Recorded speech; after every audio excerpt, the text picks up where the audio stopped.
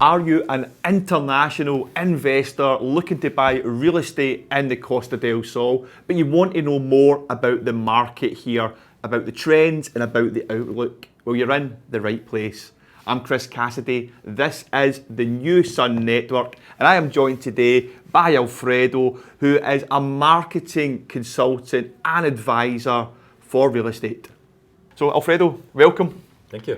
So, Alfredo, can you tell me and the audience who you are and what it is you do? I'm a marketing consultant in the real estate space. I work with real estate agencies, portals, developers, everything to do with mostly the Costa del Sol and mostly to do with international buyer audience for real estate. And how long have you been doing that for? Have you always done this, or is this something that's happened quite recently? No, I mean, just where I came from. I moved here in '75 with my family when I was 4. Yep. And I was in the UK. I grew up here, but then in 2008 I came back, worked as a newspaper editor for 3.5 years, and then for the last 14 years I've been working in this real estate thing, because really that's the industry that we have here. But the newspaper part of it kind of gave me the interest into the real estate aspect of it. Yeah. And just during that time here, especially the real estate side, you must have seen some massive changes in Marbella. Huge. On the whole coast. On the whole coast. I mean, the things I've observed since I grew up is that the gaps have closed between all the different towns. There used to be a gap. And the biggest change really from sort of 80s into the 90s to now, to me, was when they introduced the motorway. Right, okay. Because that then created almost like a new section to build up until. Yep. So before that you had the coast road and things kind of were either side of that. And now it kind of goes up to the motorway and in some cases above the motorway, as in the case of Benahavista and all that. So that's the biggest change. The other big change, I suppose, is that what would have been from the 70s and 80s, the original Costa del Sol, which would have been sort of Torremolinos, Benalmádena, Fuengirola, that's kind of not really kept up as well with the times. It's a little bit old, so I live in Benalmádena. Yeah. And kind of the new Costa del Sol is really more like Mijas, Marbella, Estepona, Benahavista, that sort of thing. Yeah. So that's kind of, it's shifted a little bit. Okay. So before you do see it. I mean, Torremolinos and Benalmádena, parts of Benalmádena are getting better now, but in Torremolinos centre it's a bit older and some high rises, etc. But you don't really see that, especially Mijas. You don't see it in Marbella and Estepona. You don't get those high rises. It's the high rises. People joke that I go on about that a little bit. When you live in that area, you notice.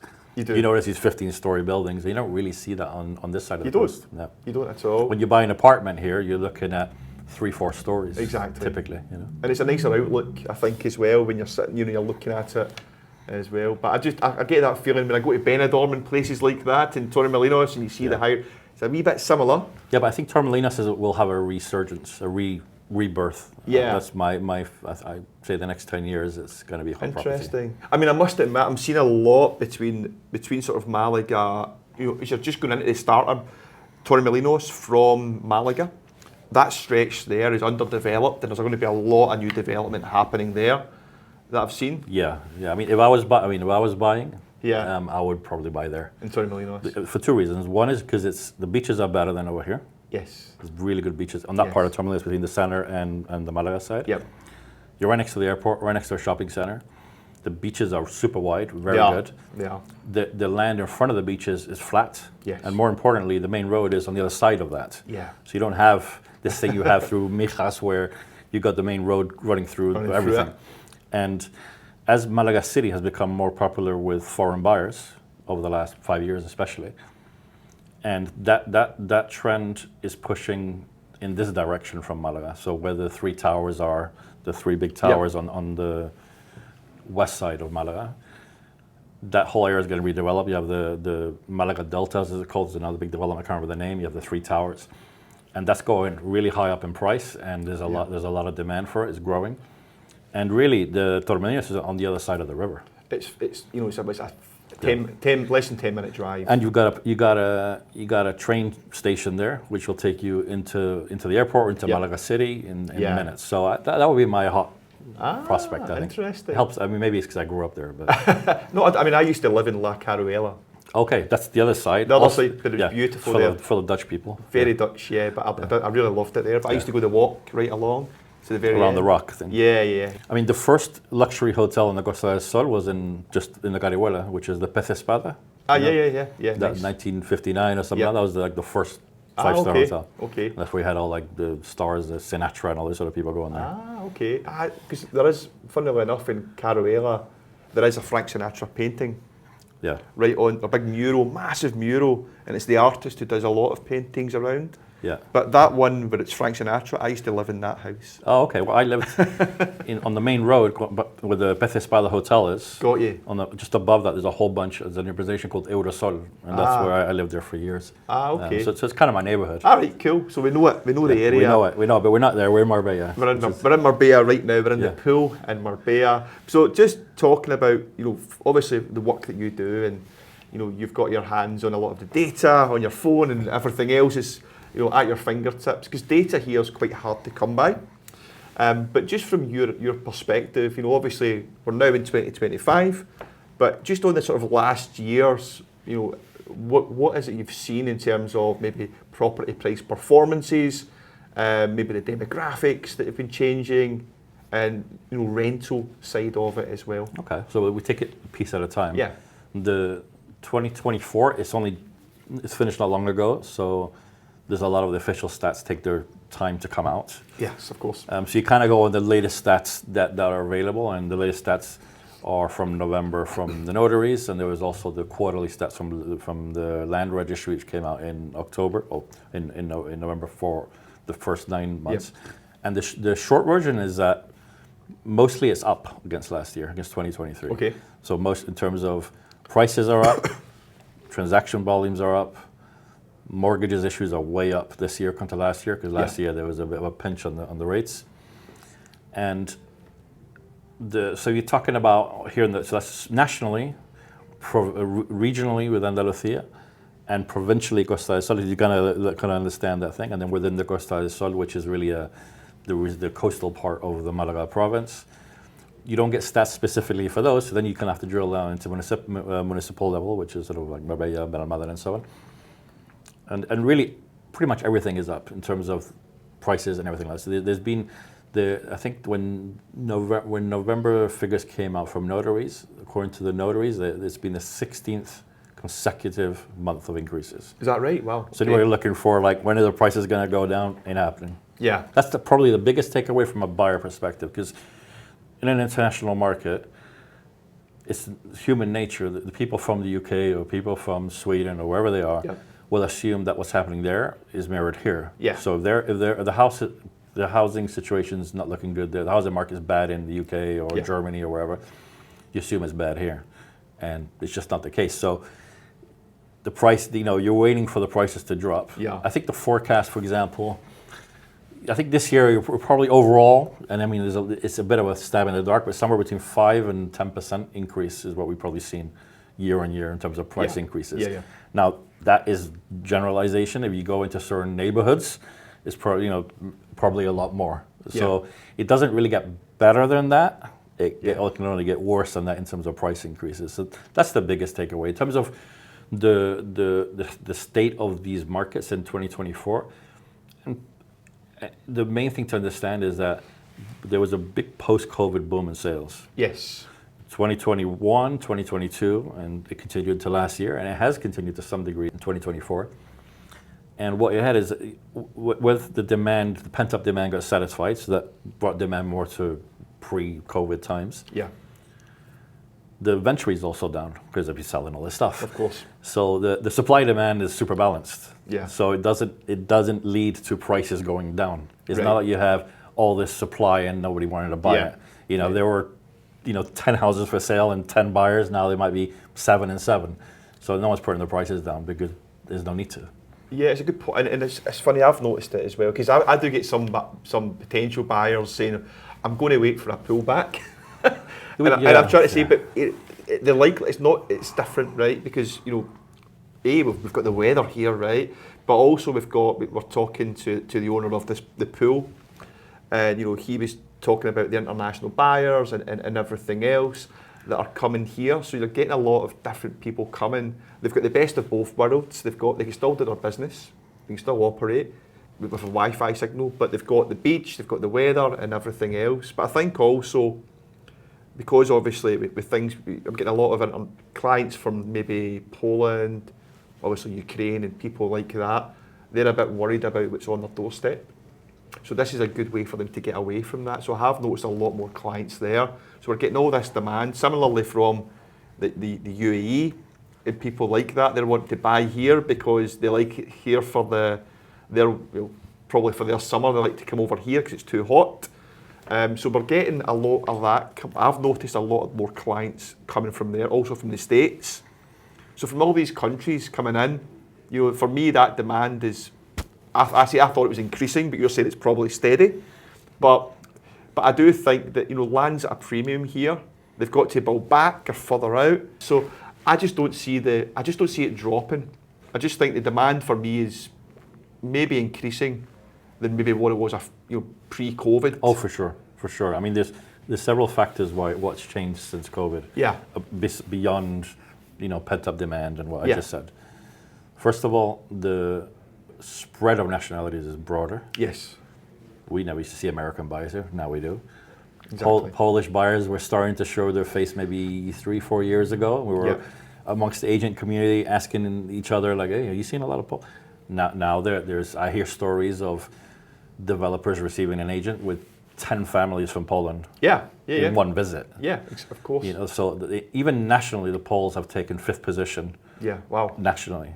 Wow. Whereas this time 4 years ago, it was the Swedes. The Swedes are like 10th nationally now. Is that right? Okay. Yeah. So the Poles is a massive thing. I mean, the market, the property is expensive in Poland. Yeah. But about 3 years ago, the wealth report, which is produced by a company called Knight Frank, forecasted that the biggest growth in high net worth individuals in Europe over the next 5 years, up to 2027, I think the calculation was, and ultra high net worth, were going to be seen in Sweden and Poland.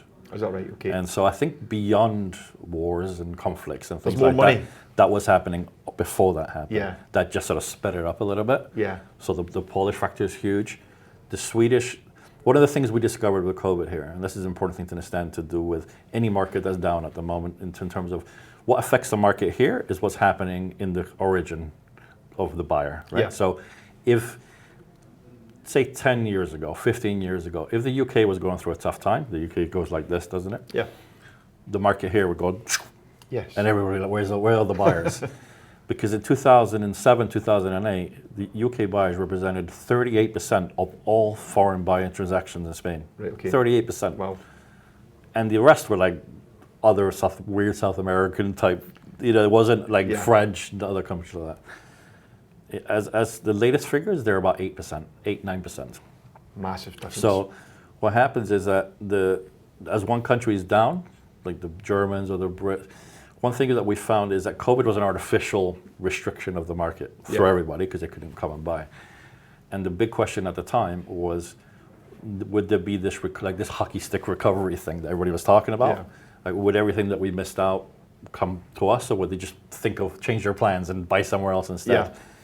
And what we found in Marbella is that we had a bit of a double whammy. Yes, they would was the answer to that. That's pent-up demand just built up, and then it got satisfied. But the effect of COVID with people's priorities changed in terms of better lifestyle. Exactly. Not wanting to be locked up in Rochdale when they could be locked up in Marbella instead.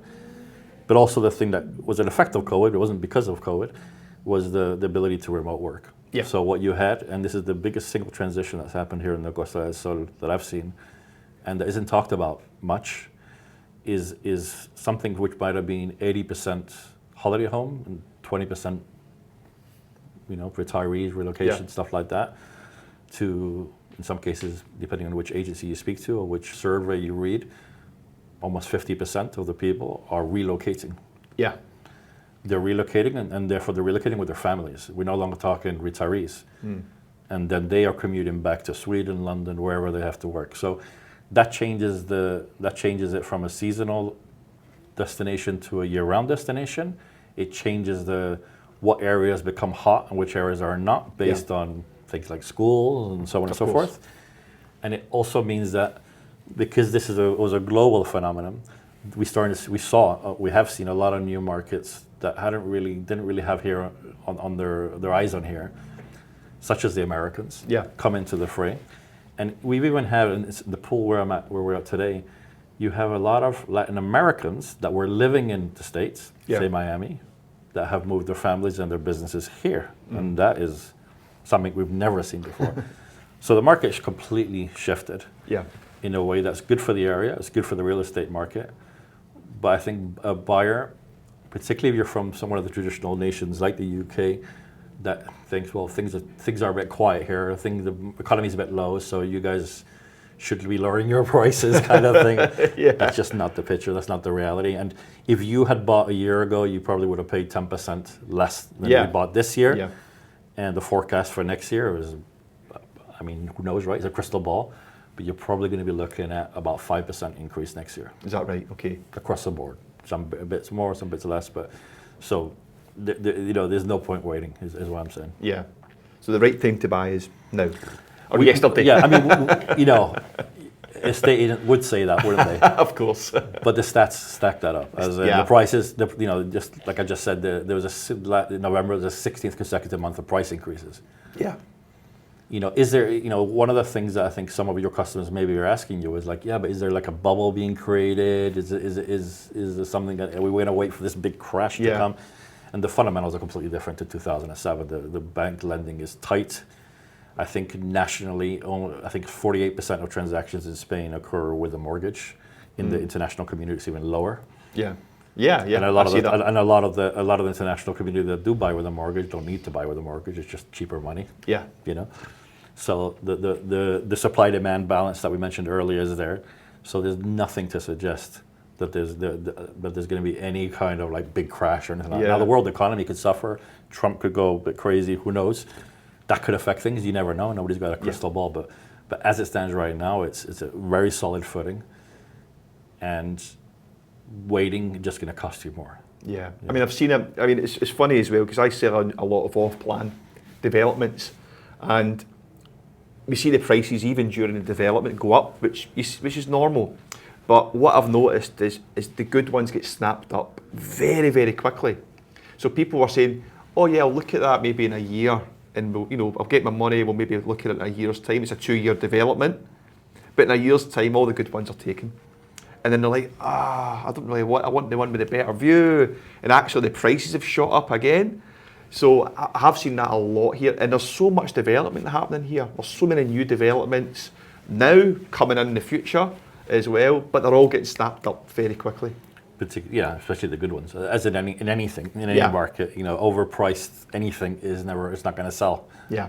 So, I mean, what we might see next year is some price corrections that during the post-COVID boom, where people got a little bit overly ambitious with what they might sell their property or the development with, and they're having to adjust prices. But that's, I think any reputable agent will be able to tell you if something's priced over the odds. Yeah. But the new development thing, the interesting thing is, and again, there's not this local stats that I would like to see for it, but nationally, 85% of sales more or less are resale and 15% are off-plan. Yeah.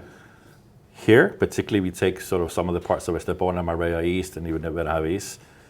That number in terms of the new build versus off-plan starts, the off-plan starts taking over quite substantially. I see that personally. I mainly sell off-plan. The sales that I seem to be doing, they want super modern, ultra clean lines and everything else, but they've also got some money where they want to have the right view and all the rest of it. And sometimes that's difficult with a resale. So I'm seeing a lot, me personally, I sell more. I don't know what other agencies are like, but I personally sell more off-plan than I do resale. I mean, I think that changes a little bit on the ultra high end because there's not that many. I mean, there's a few big ones, but mostly it's individual villas. Yeah, of course. Rather than projects of villas. But even then, it's refurbished villas. Old isn't that attractive anymore, as in whether it be a villa or an apartment. I think the thing with off-plan, and you know this better than I do, is that if you're going to wait a couple of years, or if you're going to wait a year and a half, whatever the time is, and you're thinking of buying off-plan, be first. Yeah. Get there first, early. you know, the capital, the investment bump happens in that first phase. Yeah, definitely. Not only do you get to pick the better units, exactly. but in that first phase, most developers are kind of figuring out the market a little bit and are making it a bit of incentivizing people to buy, and that's where the juice is. Waiting to be the last unit facing the bins, you're paying over the odds, and it's probably not not a wise move. And you can't put your own. If you're in early, you can say, I want the kitchen to look like this. I can want do that, and you get it to. They'll sometimes change things accordingly. Yeah, I think. I mean, just as an observant of the market, if I was looking to buy off plan, you know, I would be saying to my agent, let me know the minute something gets released that fits my criteria. Yeah. And I'll get that. Yeah. Phase 1, day 1, get in there. Day of release, pre-release if you can, because you're going to get, you know, depending, you can never talk about real ROI and capital appreciation, but it's not unusual to get somewhere between 20 and 40%. Yeah, you know, I mean, I would say 20 is probably the average by the time it's completed, but there is the odd one. There's some. I mean, we look at the developments like the Imare in Estepona, for example, that when it was launched, I think it was 1.6, 2 million, something around that thing for these apartments in Estepona, and everybody was joking, going, "Are you crazy? Apartment in Estepona for 2 million?" Last year, I was seeing resales within the development for 5 million. That's 100%. Exactly, it's a swap lot. up. And then you have on the east side of Marbella, you have things like that are being built at the moment, like Dunique, which is kind of a similar sort of idea to Imare. Yeah. And again, the prices there are just going crazy. Yeah. So you know, I think off-plan is sexy. You know, you have to have the right, you know, lawyer, the right agent, the right financial advice to do with it, to know what you're doing, because you don't want to be falling into the trap of buying something that maybe doesn't have the safety nets that most of them do have to do with bank guarantees and so on and so forth. But yeah. And it's good it's good you say that, because me personally, I only work with the developers that offer the bank guarantee, because it's something you don't get in the UK. You know, you hear these horror stories about some other countries where they've put their investment down, they put their deposit down, and nothing ever happens, and they lose that money. Here, but before back in the day. Before, exactly. Back in the day. But now it's been tightened up. Yeah. Your money's secure in the bank, and you've got that risk is removed at least, you know, or it's reduced massively.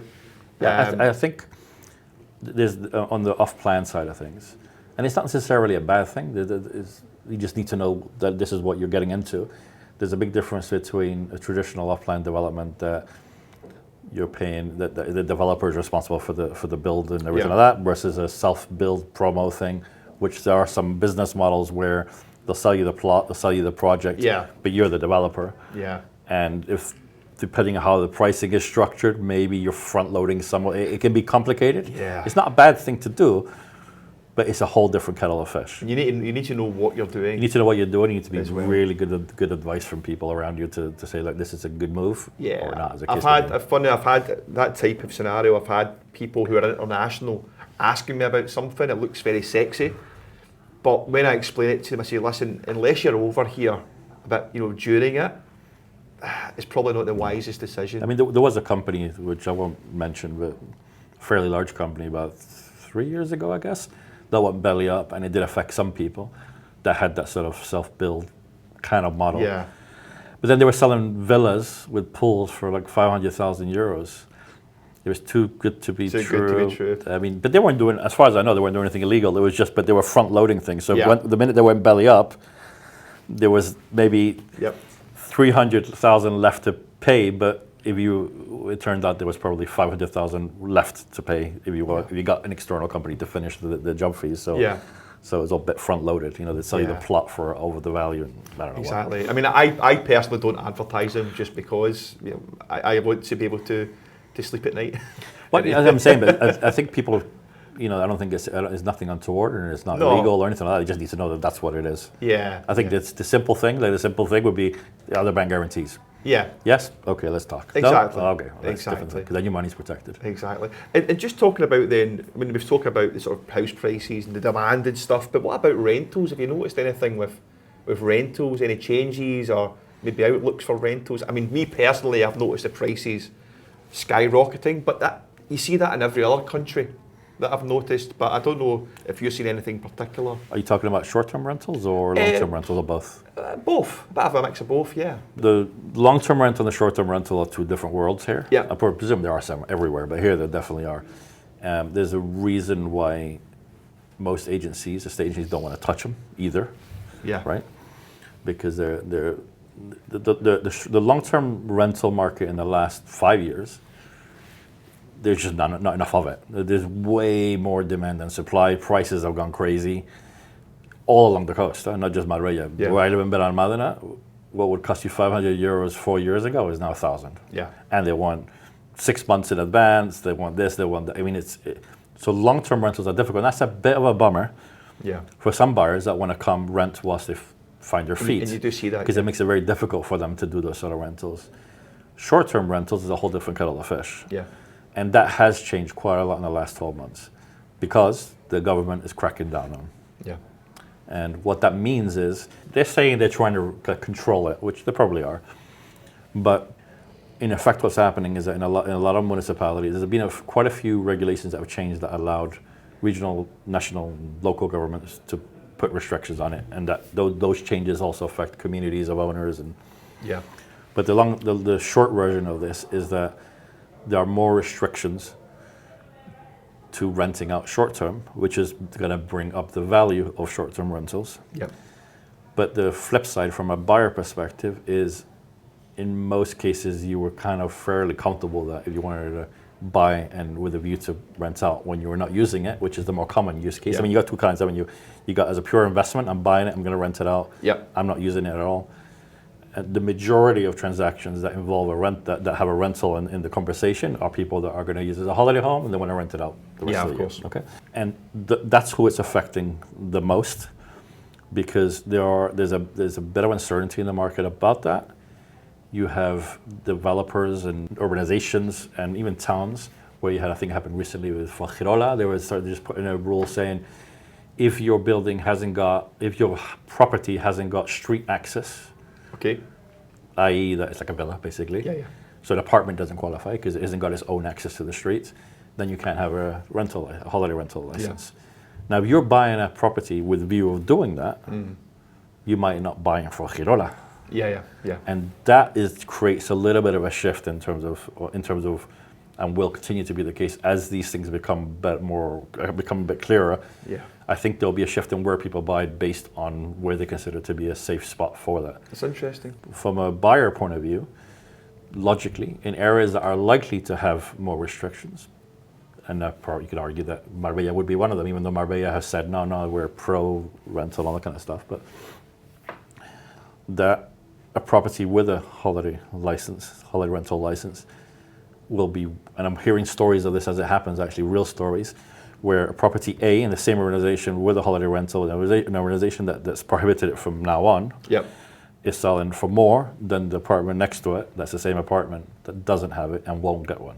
Right, okay. So what it do is, if you do have it, there's a real chance to increase the value just by having it. Just by that. It seems to be that, with exception in some cases like Barcelona, they're talking about 2028, they're just going to get rid of everything. I'm not sure how that works legally, but the general consensus is that they're not going to take it away from you if you have it. Yeah.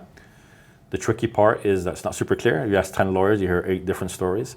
Is if you buy a property that already has it, that transferability of the license. I mean, I'm not a lawyer. But I am hearing different stories depending on different lawyer who you ask. Yeah. Some say, no, yeah, of course you can. Other people say, no, it's a new license, etc. So I think as a buyer, if you're looking to buy to rent when you're not using it, you really have to be careful with who you're using as an agent. Yeah. And a lawyer that they do the due diligence. Then you don't know what's going to happen in the future, so you can't get mad at anybody if 3 weeks later the town hall decides to pull a Fuengirola on you. But at least that there's no plans to get rid of it. There's no knowledge, there's no reason, or that there's not a limitation in place already.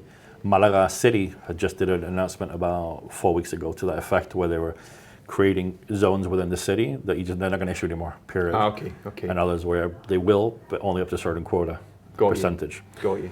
So what does that mean for buyers or investors? It means you got to be more careful. You can't just take it as a sure thing you're going to be able to, but there are some opportunities. In these things, there's always opportunities. I think as a straight investor, we just buy in or rent. Then it's a little bit cleaner, I think, because you still have the same things to consider. But then you want to make a transaction that's probably going to push some people that may have bought or plan to resell. Like I buy it today, it's got the license, it's mine. Yeah. Whereas it's going to be built in 2028, it's going to be mine, and by then we don't know. Maybe the town hall's put something in place. Yeah. You got to you would argue that in some places like Benahavis, for example, where there's a lot of space around, you can't see, there's not really a general apartment thing. Yeah. Probably won't happen. I think restrictions were probably likely to see along the coast, the usual. Yeah, I mean, like you, I've heard different things, and I'm going to be speaking to a lawyer as well. Actually, I've got a lawyer coming on my podcast. You should get two lawyers and watch how they both tell you different things. That'd be interesting, actually. But I'm going to be asking those types of questions anyway to get their perspective. But I've also heard about, if you want to get a loan, it's the community have got to vote. And there'll be some voting rights, and if there's X percentage that don't agree against it, then you don't get it as well. But I don't know if that's right or wrong. It's changing, and in fact, it's been changing throughout the year. Yeah, as in different things. But it's not just hearing different things; it's different rulings from the government that is changing the interpretation. You see what I mean? I think the main thing is you got to get a lawyer that knows what they're talking about. Exactly. I don't think you can put that. You can take the initial responsibility onto the agent for not suggesting somewhere that's known to not be able to get it. Yeah. But you got to lean onto your lawyer to find out, is there anything in the statutes of the community that prohibit it?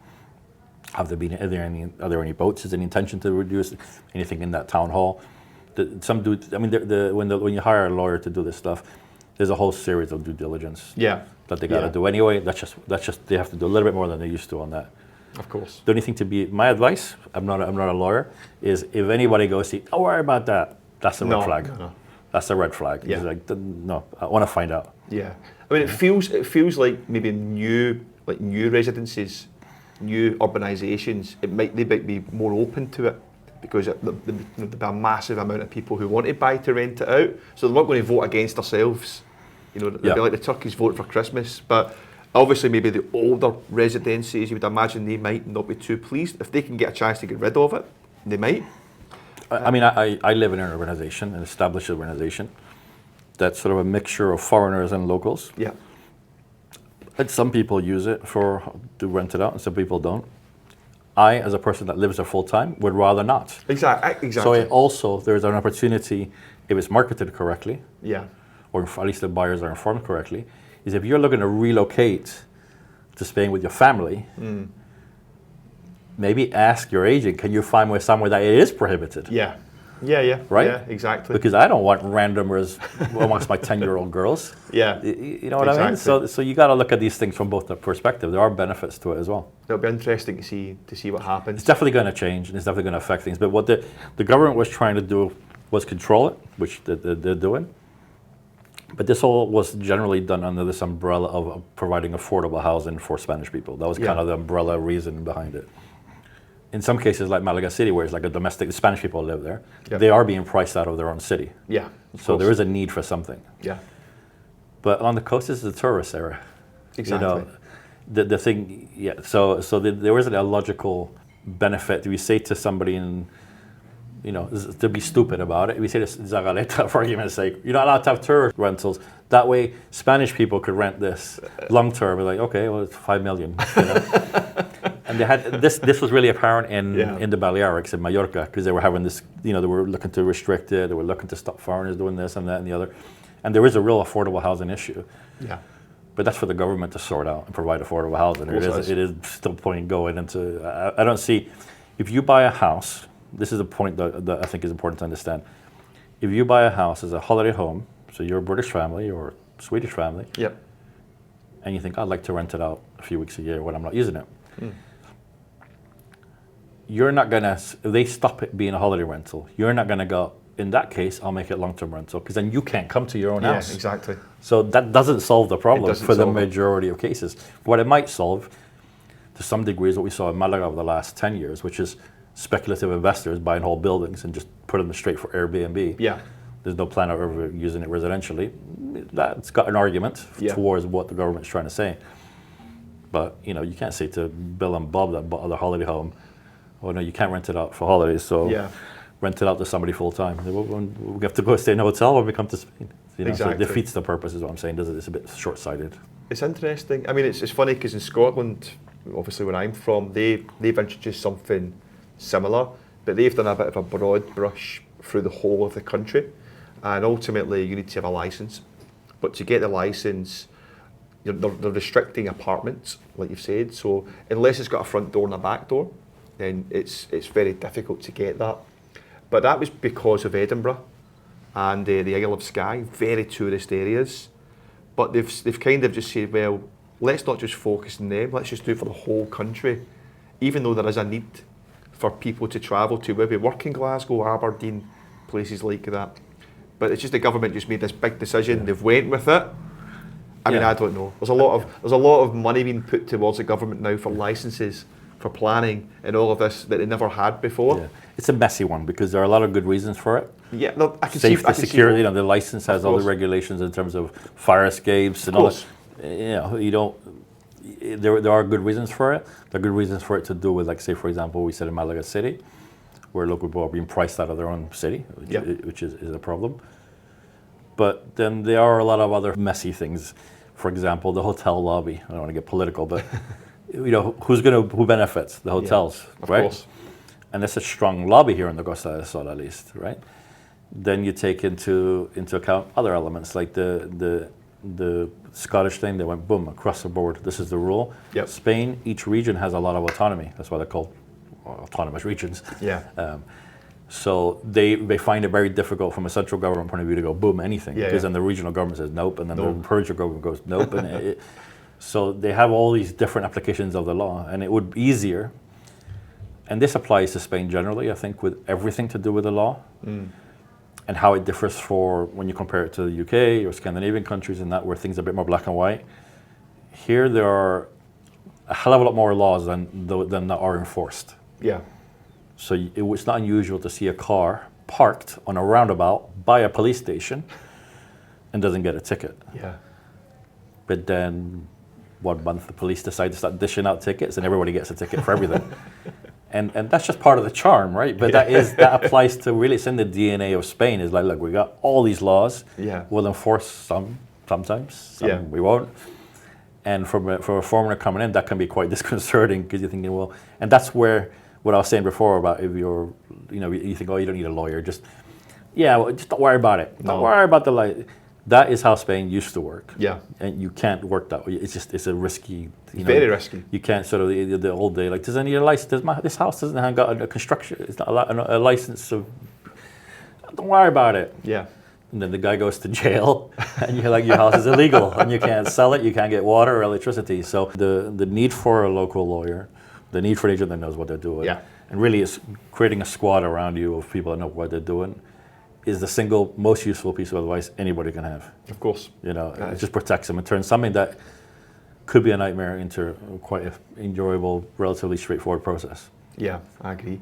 And just looking towards, obviously we're in 2025 now, we're in January.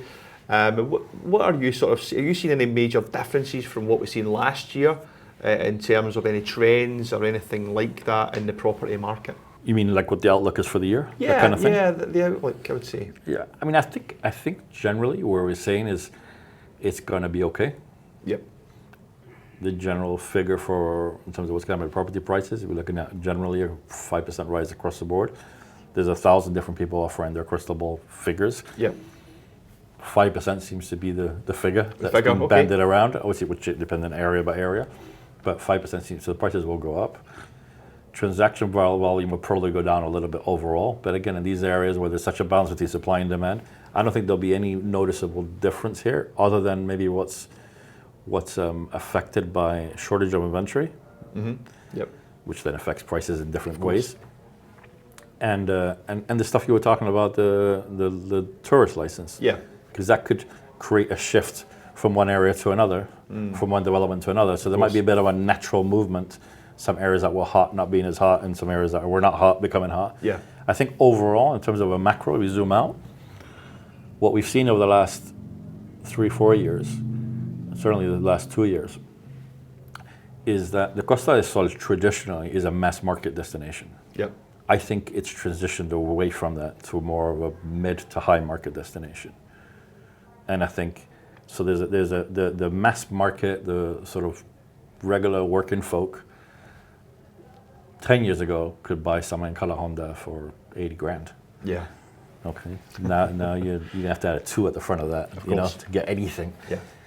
And that means that if you take the average inquiry level of a lot of the portals, which represent the mass market, from the foreign buyer perspective, you take the average sale of a property in Spain, and then you take the average property of what's actually available on the ground here in the usual locations, there is about 150 to 200,000 difference. So most regular folk can't afford what they thought they could afford. Yeah. So that changes things. Doesn't mean they can't get something, but what it does is it creates a bit of movement. So what you're likely to see, I think, over the next 12 months and the next 2 years is a lateral and inwards movement, meaning I can't afford Marbella, I can't even afford Estepona anymore. I'm looking at Manilva and beyond, Casares. I can't afford Marbella, and I can't afford Benjavis anymore. Let's see what's happening in East Stand. Let's go in Alaurín. So kind of going inland and along the coast further. I think there's a lot of agencies that I've spoken to that have offices in multiple parts of Spain, while on the coast, that are essentially taking the lead for somebody that's wanting to buy in the Costa del Sol and going, there's nothing for your budget here. Yeah. Have a look at Murcia, where the prices are still lower. So there's that. I think the mass market element is what's kind of been stripped out a little bit. For us on the ground, who cares, right? As in, more business. There's plenty of people that are still interested in this, more so than before, maybe. But it is for the average Joe. Yeah. It becomes a little bit inaccessible. A lot of the prices here. I think if you are on a fairly tight budget, perhaps the term I would say is you either have to look at getting financing to top that up, or you got to look further afield, either side or up. I don't. There's a lot of. I think programs like A Place in the Sun don't help. They don't. Because they do. Oh, Bill and Ben here from from Doncaster, they're going to buy they want a 3-bedroom villa for them and their dog. Yep. 100K. 100K up, and then yes, okay. If you buy, they're doing the shot from the beach in La Cala, but the house they're going to have to buy is an hour and a half inland without any water or electricity. I always say that. It's funny. It makes people think you can get stuff at that price here, and you can't. But in the UK, right, we've got channels on the TV, right, that show you programs for like 10 years ago in A Place in the Sun, right? And they're still showing them today, right? So people are seeing them and just watching it maybe for 4 years ago. Obviously the prices were a lot less. It does flash it up to sell you the date, but people forget about that. So I sometimes get a lead, asking for maybe 100K. They want a villa or something crazy. Yeah, even an apartment for 100K is hard. Unless it's a studio in the back end of nowhere. In Torremolinos, up in a high rise. But so I think in terms of from the buyer, I think you're probably gonna underestimate the price of things. Yeah. For people in the mid market to the high end that come from expensive cities, this still offers excellent value, even if the prices have gone up, because it's an amazing place to live. But the reality is, for the mass market, this isn't as accessible as it used to be. I agree. And what about just in terms of like maybe demographics? Have you seen any changes in? You mentioned, you alluded to something dropping. Poland, for example, going up, and Sweden going down. Are you seeing any are you envisaging any maybe changes in the future towards that? I think so. I think that the trend towards a bigger spread will continue. So we'll see perhaps countries like Lithuania certainly start being talked about, where they've never come up in conversation. Czech Republic. I've noticed Hungary as well. Eastern and Northern Europe, I think we'll continue to see growth from there. I think North America is here to stay, Canada and the US. They might even start to see some signs of some South Americans, which we traditionally don't see here so much. And the beauty of it is that the traditional markets, the Brits, the Scandies, and so on, we know that the demand just builds. If they're not buying here, it isn't because they don't want to, it's because their circumstances don't permit it at the time. So I would expect to see the Swedish market come back, because it's been quiet over the last 16 to 18 months. Yeah. And the Swedish market traditionally here in the Marbella area is top 3. Yeah. So it's a big player. I mean, here at the pool, every other person speaking Swedish, I expect to see a rebound from the Swedish market. The UK market always wants to come back here. I think what has changed, like I said a minute ago, is that it's no longer the mass market. So it's not everybody, but certainly in the mid to high end, I think we'll see more Brits. And then there's a huge opportunity with Americans to continue. I don't think we're going to see this massive increase from the Americans. I think it's just going to continue growing as awareness grows. I think the biggest change that we'll continue to see will be the relocation element, and that will produce a little bit of change in the market, because there's certainly maybe things that would always be based on how near is it to the beach or how near is it to golf. Certainly is how near is it to schools. Yeah. You know, how near is it to the airport? Yeah. Things like that. So I think there'll be a little shift, that combined with when things settle down a little bit with the holiday rental rules, so that people know a bit more, that probably create a little bit of a shift. But I think the breadth of the nationalities will continue to establish itself, and that's great for the market. Yeah. Because it's less volatile.